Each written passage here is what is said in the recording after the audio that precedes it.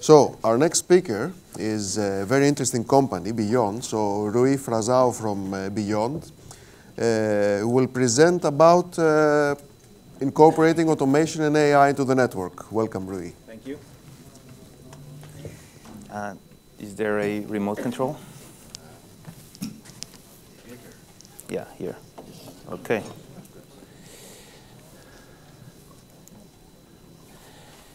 Good morning, everyone. So the topic I've been asked to talk about is, do you really have a choice? And this is related to moving to AI-based automation. My name is Rui Frazo. I'm the CTO, and I'm also responsible to run the operations in Europe, Middle East, and Africa for B-Yond. So that means that I spend half of my time strategizing in terms of what our roadmap should be, and the other half working with the likes of you, understanding your challenges and making sure that we are creating the right roadmap that addresses you in those steps towards the future networks. So a bit about B-Yond. We are a US-based company. We are relatively recent, so we're about 2 years, but we are coming from a family of companies that have been operating for more than 16 years in the US, with primarily supporting the telcos, also with some business in Middle East and Africa. So we have extensive experience about what's happening in this industry, and we've seen the opportunity of creating a company that focuses on building products that helps with the journey towards automation. And we strongly believe that AI tools are the right tools to address those problems. We've been focusing on helping with operational efficiency, helping managing CapEx, but also how to use these tools to help you monetize your networks. So do we really have a choice? Let's recap a few facts. One is the telecom part is over. Now it's for real. So for the last 10 years, the investment on the network has been growing. However, the revenue, and now focusing in Europe, has been decreasing. That's a fact. The other fact is also investors are not so excited anymore about this space. So the return on investment is not there. The promises 4G in terms of higher ARPU, new revenues, they didn't come through. Now, you might discuss and argue in different areas, but this is one of the facts. Another fact, probably a bit more controversial, and many people don't like this. Let's compare the telco industry with the web-scale players. They're a lot more efficient. Many people might say, this is a different business. We actually need more people than they need. However, they've proven that by using more automation, and they've been the ones developing some of the AI tools, they've been able to become more efficient, and they continue to grow. The other thing is, and everyone has been talking about that, is the complexity. And the complexity is there. It's growing, both in terms of the amount of traffic that needs to be processed by the networks, the variety of applications, and it will continue to grow as we move towards 5G and bring IoT applications into the network. Network softwareization, this is a big change and a big challenge. Before, you had monolithic systems, which were kind of easier to manage than now you're managing software applications across an infrastructure. You have the disaggregation of software and hardware, but you also have many more software elements that need to be managed by the operators.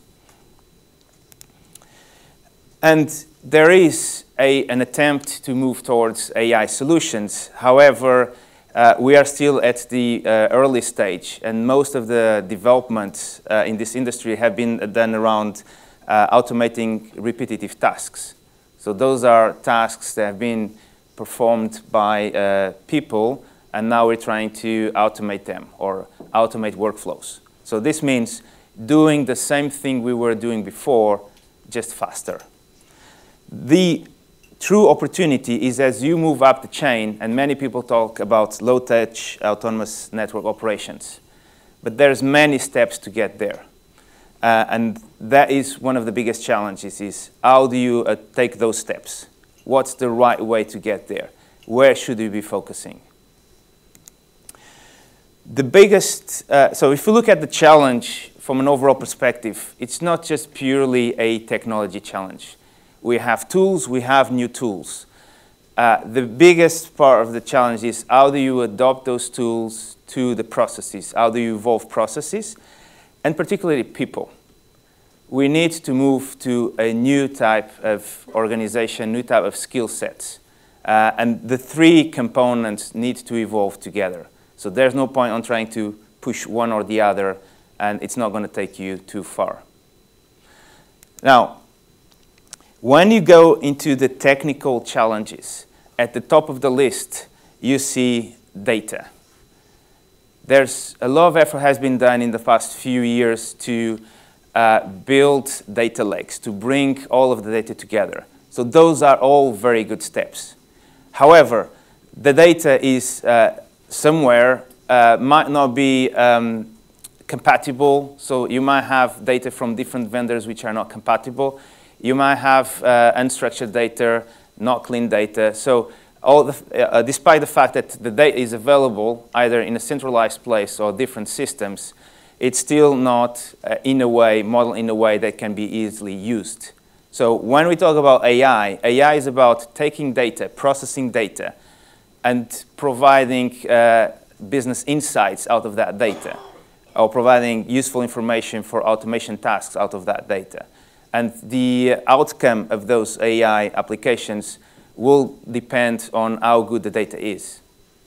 Then you have a number of other topics. But these type of tools are primarily processing large amount of data, complex set of data, and deriving something out of that data. And that's where one of the main focus that needs to be taken care of.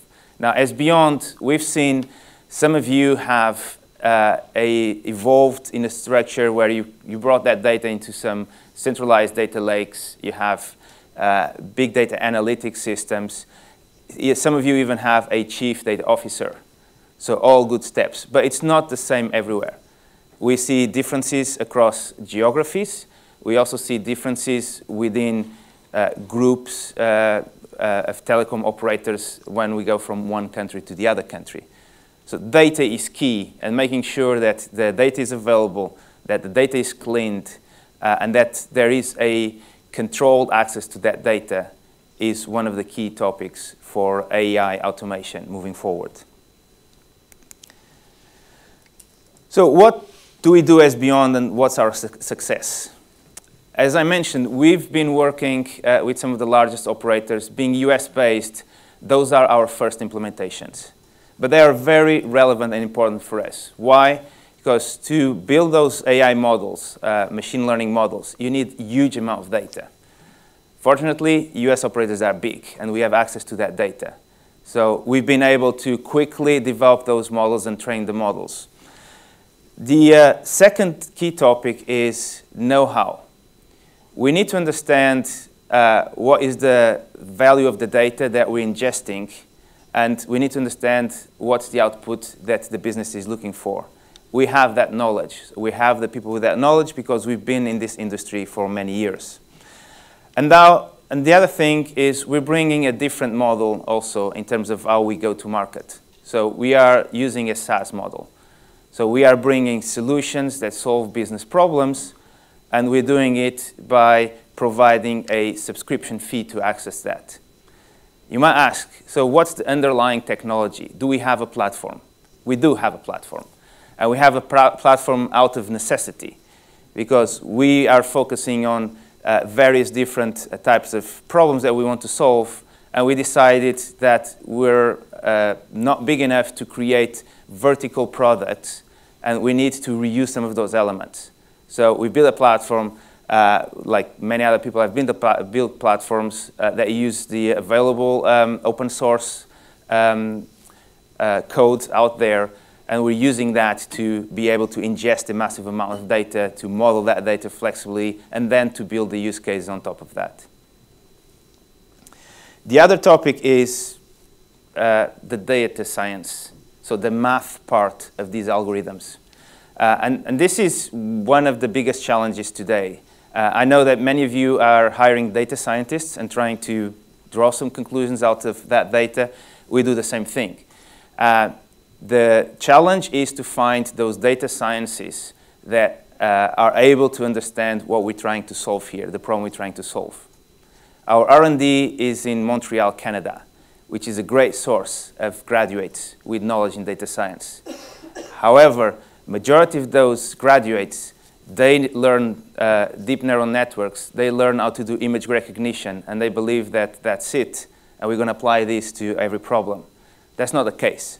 There's different tools, different technologies, and we need to find the right tool and to find the right mathematical model and tune it to provide the right outcome. And the right outcome needs to be business relevant. So we need to find those business problems we're trying to solve and prove that we are providing a tool that helps solving them. So I'm going to explain a bit of some of the use cases we are working with, which we've productized, and some of the challenges that we see when we discuss them and when we talk to our customers. So the first one, we call it Smart CapEx. Many people call it Smart CapEx. And let's be honest, so as we've seen before, the financials are not in line with what's happening with the network. So you need to have a tighter control of where you spend your budget. You need to have the highest return on investment. This is going to be a never-ending topic. Many people do a 12-month budget planning and decide, I'm going to invest this amount of money for my network capacity for the next 12 months because I know that I have these urban areas, rural areas, and in average, this is what I want to achieve. That's not efficient anymore because the type of usage of the network is becoming a lot more granular. It's not just about urban, rural network connections or road connections, but it's about every different individual location starts to have different pattern. And this is only when we're talking about the traditional consumer, the person with a smartphone or a phone connecting to the network. Now start adding all of those new devices to the network and predicting what's going to happen in each of your site locations or even each of your sectors on a mobile infrastructure is going to be challenging with the current rules-based tools. So that's where AI comes into play.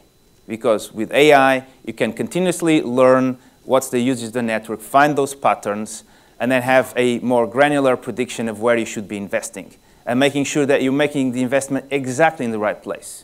Not that you're investing in 100 sites and not actually only 10 of those sites require the investment. That's one of the first aspects where AI brings a value. Now, we've been in those discussions. So when we talk to people and say, why are we bringing a tool to solve something that has been solved? We have those tools. When we benchmark what we bring to their existing tools, we see that their accuracy compared to what we can get is between 40 and 70% today, and we can get up to 97%. So bring new tools to get higher precision in terms of your predictions. The other things you can do with AI is you can bring other elements into this equation. You can bring site profitability. Why should you be investing in all of your sites when there's probably 10 of those which have higher profitability? They have more customers, more valuable customers. And then the other point, and this is the prediction part of AI, is we're bringing what-if scenarios. So in those discussions about budget, we're bringing a tool that you can use and create what-if scenarios. What if I invest more here and less there? What's going to be the customer experience? Or if I want to achieve this customer experience, where do I need to invest? And once you're bringing these tools, then you're establishing also the connection to the business and justifying clearly to the business why you need that budget. And then you can also move from a 12-month planning cycle for budget to 3 months, 1 month, or 2 weeks, or even 1 week. So be more efficient and try to be always continuously more efficient with your network spend. The other point is how accurate is your view of your network? Some people say, I know exactly how my network looks like, and I don't have a problem. We hear a lot of that. And again, this is an old topic. Reality, it's not like that. Due to network evolution's complexity, both in terms of evolution of technologies or vendor swap, the network is always constantly evolving. And there are gaps in the processes. And the more activities you have in the network, the more gaps you're going to have. Many attempts have been made to bring new asset inventory tools and clean up with these one-off activities. Reality is that the network is more and more dynamic. Now think about the cloud infrastructure you're building. It's not just about how many compute resources you have, but it's how many virtual resources are available at a certain point in time, and those are variable. So this is a continuous problem, and there's a requirement for tools that are able to capture that and continuously learn what's happening in the network and keep your inventory up to date. Because only with up-to-date inventory, you know where you have the capacity to serve your customers, but also you know when a problem occurs, you're able to understand much better the root cause of those problems. What's the source? Another use case we're working, and this is an interesting one because this is a very contained environment. So this is a great use case to really try AI tools to their utmost. And this is in the testing validation. Before putting a new software release on one of your network elements or putting a new network element in the network, you go through extensive testing. Some of the testing activities have been automated. The generation of the tests have been automated. Looking at the results of the tests, find the root causes, reconfiguring the system is still manual. We're bringing a system that automates that process, and automates not only in terms of having a system that learns by itself, but also that has reinforced learning by the testing engineers. And with this, we're helping solve a number of different problems. First one is cost, because the number of software releases is increasing. When you move to NFV solutions, you used to have 1 or 2 software releases, now you start to have 5 to 10 software releases. Either you increase the size of your team. Many people have been offshoring these type of activities to be able to cope with the cost. But the number of testing, the complexity of the systems, and the number of tests that you need to do will have to continue to increase. Do you continue adding people, or do you go directly into this model? You still need those people, because they will have to be validating the tests. But now you can increase the number of tests, and you can minimize the potential impact when you go into the network.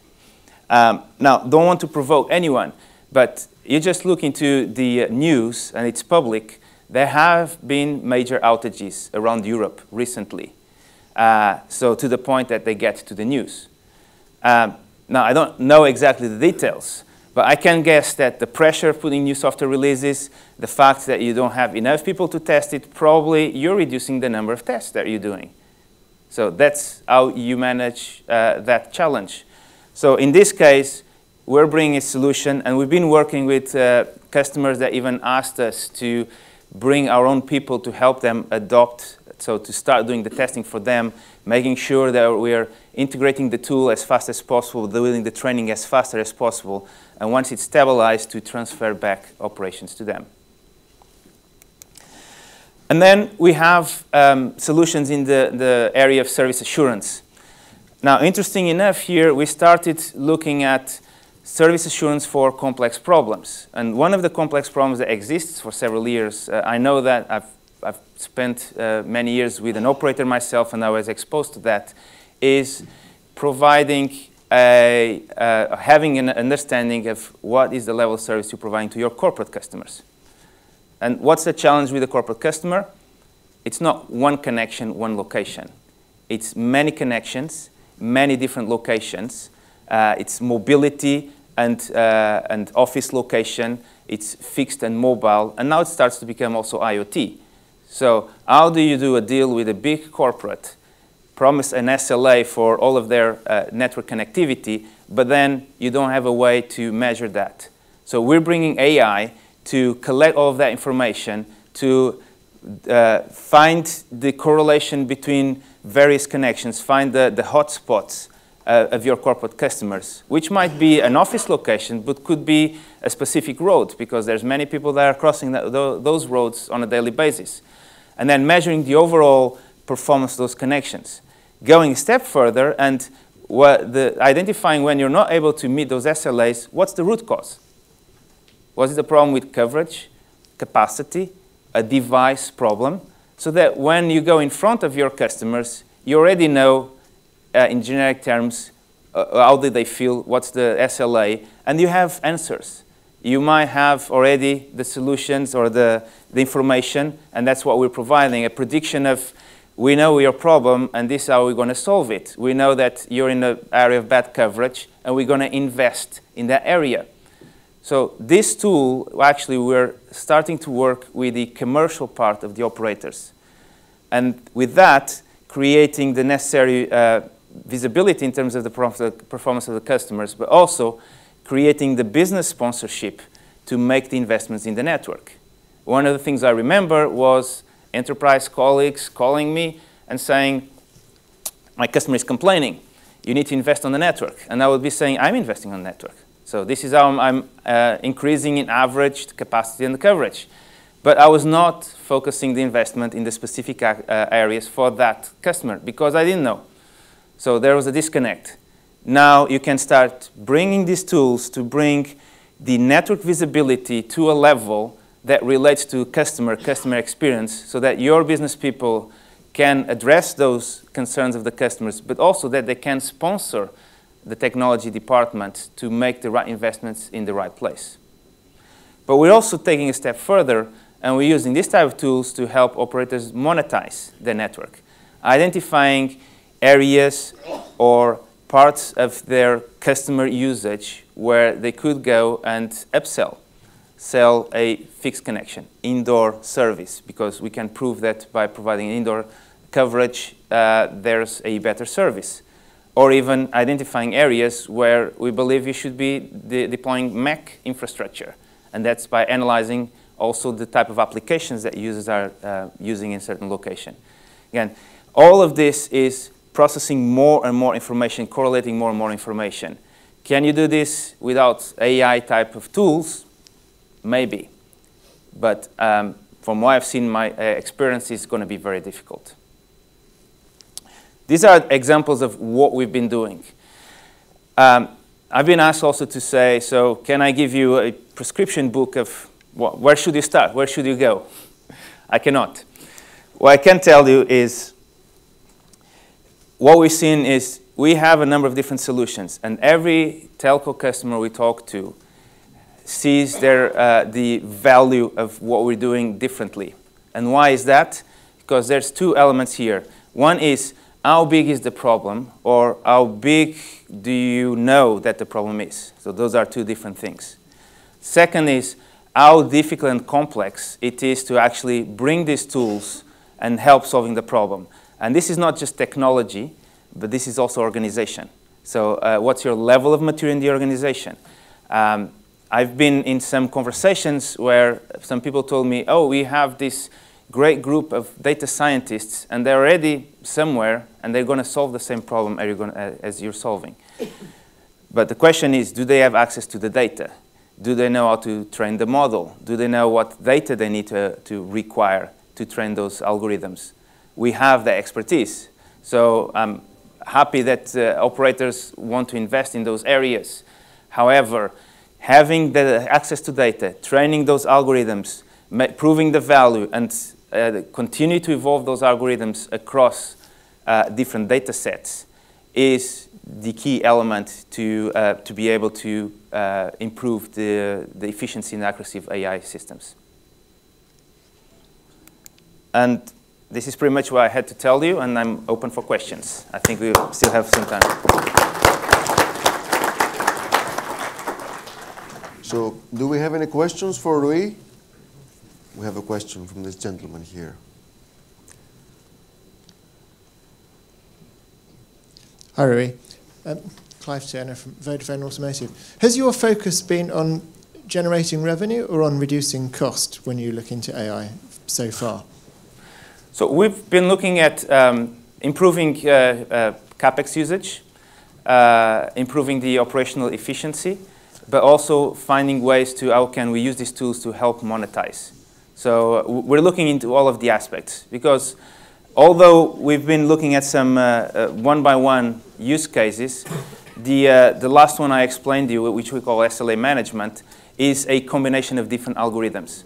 And we see that once you start putting all of those together, you start having a higher value data set that it becomes more relevant to the business. And then when you start talking to the business people, so when you talk to marketing or sales, they're all about monetization.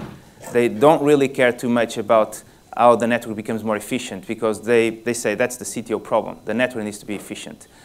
So we're, on one side, we're looking at demonstrating also to the business what's happening on the network and how they can sponsor the network investment, but also identifying to the business what's happening with their customers, what's happening with their customers within their network, and how we believe they could go and upsell to those customers.